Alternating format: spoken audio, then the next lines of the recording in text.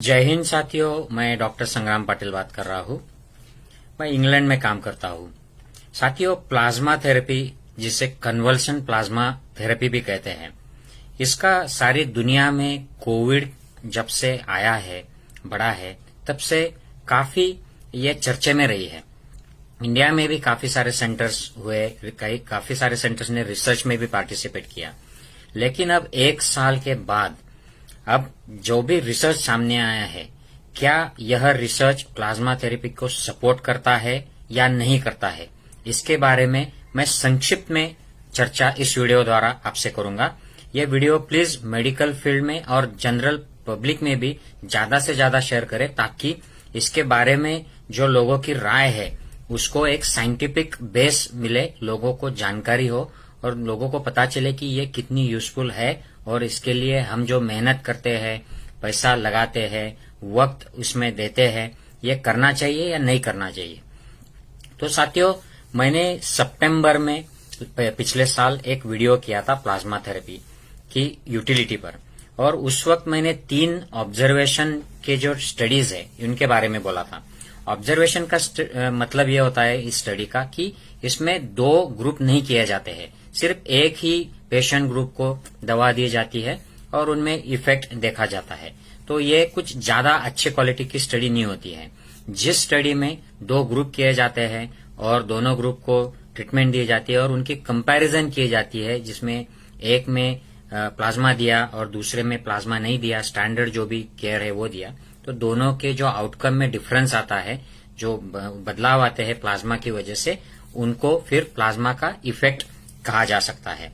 तो पहले जो ऑब्जर्वेशन स्टडी थे 3 जो अवेलेबल थे, अमेरिका में मेयो क्लिनिक करके है, यहाँ पर ये शुरू हुआ था और उन्होंने काफी ज्यादा संख्या में 35,000 पेशेंट्स में ये दिया था शुरू में। और उनका ये मानना था कि अगर प्लाज्मा 3 दिन के अंदर दिया जाए और 3 दिन के बाद दिया जाए तो 3 दिन के अंदर दिए हुए लोगों में मृत्यु की दर, डेथ रेट कम होती है। लेकिन ये सिर्फ ऑब्जर्वेशन था उनका, ये कोई हाई क्वालिटी स्टडी नहीं था। दूसरा जो छोटा सा एक फिजिबिलिटी स्टडी हुआ था, ऑब्जर्वेशन स्टडी, ये ऑक्सफोर्ड विद्यापीठ है यहाँ पर यूके में, इंग्लैंड में, यहाँ पर हुआ था। और उनका ये मानना था कि अगर 14 दिन के अंदर ये देते हैं कन्वल्सन प्लाज्मा तो इसका फायदा होता है, 14 दिन के बाद में इसका फायदा नहीं होता है, कम होता है। तो लेकिन ये भी सिर्फ 10 पेशेंट का एक ऑब्जर्वेशन था, तो इसको ज्यादा महत्व नहीं रहता है। और तीसरा नेचर नामक जर्नल में पब्लिश हुआ था एक स्टडी, ये भी न्यूयॉर्क के एक हॉस्पिटल का था। इनका मानना था कि अगर हम किसी इंटेंसिव केयर में जो सीवियर पेशेंट आते हैं उनको प्लाज्मा देते हैं तो उसके बाद उसको पेशेंट को वेंटिलेटर लगना या उसकी डेथ होना, इसके चांसेस कम होते हैं। लेकिन ये भी ऑब्जर्वेशन ही था, तो इन्होंने कंपेयर नहीं किया था 2 ग्रुप्स में। अभी 2 जो इम्पोर्टेंट ट्रायल्स दुनिया में चल रहे थे, एक रिकवरी नाम की ट्रायल है और दूसरी है रिमैप कैप नाम की ट्रायल है। ये दोनों के रिजल्ट्स आए हैं और ये रिजल्ट्स क्या बताते हैं, तो रिकवरी ये ऑक्सफोर्ड यूनिवर्सिटी की इंग्लैंड की ट्रायल है, जिसमें मेरा हॉस्पिटल भी शामिल था, मैं भी इस ट्रायल में पेशेंट को रिक्रूट करता था। तो इस ट्रायल में इन्होंने 10,406 पेशेंट्स किए प्लाज्मा के, 2 ग्रुप्स में उनको डिवाइड किया और जिस ग्रुप में प्लाज्मा दिया गया उस ग्रुप में डेथ रेट थी, ये इंटेंसिव केयर के पेशेंट है साथियों, तो इनमें डेथ रेट जरा ज्यादा होती है, तो ये 18% इनमें डेथ रेट था। और जिनको प्लाज्मा नहीं दिया गया था लेकिन इनको स्टैंडर्ड केयर की दिया गया था, इनका डेथ रेट भी 18% था। तो 2 ग्रुप है इनमें कोई भी डिफरेंस नहीं था। तो इन्होंने ये रिकवरी ट्रायल में प्लाज्मा का ये जो स्टडी है ये रोक दिया, क्योंकि इतनी बड़ी संख्या में ये पेशेंट रिक्रूटमेंट था, उसमें कोई डिफरेंस नहीं दिखा। तो इन्होंने डिक्लेयर किया कि इससे कोई हानि भी नहीं होती है और फायदा भी नहीं होता है।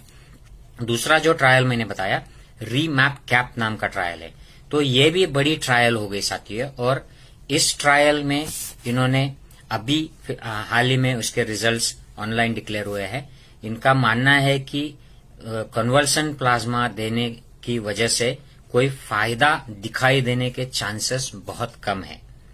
अगर ये उनका मानना है, मतलब उसका फायदा रिकवरी के लिए, वेंटिलेशन से बचने के लिए या डेथ से बचने के लिए या अर्ली डिस्चार्ज के लिए ये कुछ ज्यादा फायदेमंद हो सकती है ऐसा चांस नहीं है। तो उन्होंने भी प्लाज्मा के पेशेंट्स का ये ट्रायल बंद कर दिया है कन्वल्सन प्लाज्मा का। लेकिन रीमैप कैप ट्रायल में उन्होंने एक सब ग्रुप का ट्रायल अभी भी शुरू रखा है, जिसमें वो पेशेंट की एंटीबॉडी का लेवल देखते हैं, और अगर एंटीबॉडीज उस पेशेंट में जनरेट नहीं हुए हैं नेचुरली, तो उसको जिस प्लाज्मा में एंटीबॉडीज है ज्यादा है ऐसे लोगों का प्लाज्मा उसको दे रहे हैं, और ये ट्रायल अभी भी चल रहा है। लेकिन जो जनरल ट्रायल है वो उन्होंने बंद कर दिया है। और साथियों, एक ट्रायल इंडिया में भी चली थी, उसका नाम था प्लासिड ट्रायल। इसमें लगभग 500 पेशेंट्स में 2 ग्रुप्स बनाकर, एक ग्रुप में स्टैंडर्ड ट्रीटमेंट और दूसरे ग्रुप में प्लाज्मा दिया गया था, और ये मॉडरेट कोविड-19 के पेशेंट थे, ये सीवियर नहीं थे। तो इन्होंने ये 2 ग्रुप में कोई भी डिफरेंस नहीं देखा। दोनों ग्रुप में severity, progression to severe covid disease या डेथ में कोई उनको खास डिफरेंस नहीं दिखाई दिया। तो साथियों, ये रिजल्ट्स ऐसे क्यों आए हैं? प्लाज्मा में एंटीबॉडी होता है, जो कन्वल्सन प्लाज्मा है, जो लोग कोरोना से रिकवर हुए हैं उनमें एंटीबॉडीज होते हैं। ये देने के बावजूद पेशेंट को इसका सिग्निफिकेंट फायदा, क्लियर कट बेनिफिट क्यों नहीं दिखाई दे रहा है? तो इसकी वजह जो है साथियों, कि इम्यूनिटी जो होती है ये सेल मेडिएटेड और एंटीबॉडी मेडिएटेड 2 प्रकार की होती है, जिसको हम सेल्यूलर और ह्यूमरल इम्यूनिटी बोलते हैं। और हम प्लाज्मा जब देते हैं तो जो कोरोना के बाहर आए हैं उन लोगों के जो नॉर्मल हो गए हैं उनके ब्लड से प्लाज्मा अलग करते हैं, उसमें से पेशियों को, सेल्स को अलग कर देते हैं और ये प्लाज्मा को देते हैं। तो इससे एंटीबॉडी तो मिल जाती है, लेकिन हम जो मेन पार्ट जो है, जो सिग्निफिकेंट पार्ट इम्यूनिटी का और भी है, जो सेल्यूलर रिस्पांस है, वो नहीं दे पाते हैं पेशेंट को।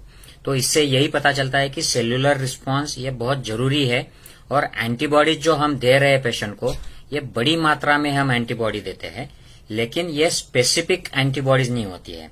जैसे कि AB8 नामक एक एंटीबॉडी यूएस में ट्राई की गई है, ये बड़ी स्पेसिफिक है, और इसके देने से माइल्ड टू मॉडरेट जो केसेस होते हैं, जैसे डोनाल्ड ट्रंप को दी गई थी, ये सीवियर नहीं होते हैं, इनको रोक लगा सकते हैं, बड़ी इफेक्टिव है ये। तो स्पेसिफिक एंटीबॉडीज ये कॉन्सेंट्रेशन में अगर दी जाए तो इसका फायदा होता है, लेकिन प्लाज्मा के द्वारा हम ये जनरल जो एंटीबॉडी का एक मसाला देते हैं वो उतना इफेक्टिव नहीं हो पा रहा है, यही साइंटिफिक ट्रायल में से आ रहा है। तो मेरी अगर राय मैं देना चाहूँ तो प्रैक्टिकल एडवाइस यही होगा कि ये अगर कोई high risk of deterioration patient है और वो आईसीयू में आते हैं, तो शुरू में 1-2 दिन में इसका डिसीजन लेके अगर इजीली अवेलेबल है तो ये ऑप्शन दे सकते हैं। अन्यथा इसके लिए ज्यादा खुद को स्ट्रेस करने की और उसके लिए ज्यादा एफर्ट्स और मनी वेस्ट करने की इतनी जरूरत नहीं है, क्योंकि इसके लिए कोई साइंटिफिक पुख्ता आधार नहीं है। I hope this helps you all. Please share with your friends and family members, और जो सामाजिक कार्यकर्ता है, मेडिकल फील्ड में, एडमिनिस्ट्रेशन में जो आपके कॉन्टैक्ट्स है, उनसे भी ये शेयर कीजिए, ताकि लोगों में जागृति हो और हम अलग अलग किस्म की जो दवाएं हैं, रेमडेसिविर और प्लाज्मा, इसके लिए जो भाग रहे हैं और उसकी वजह से जो टेंशन समाज में क्रिएट हो गया है, ये कम होने में मदद हो। जय हिंद साथियों।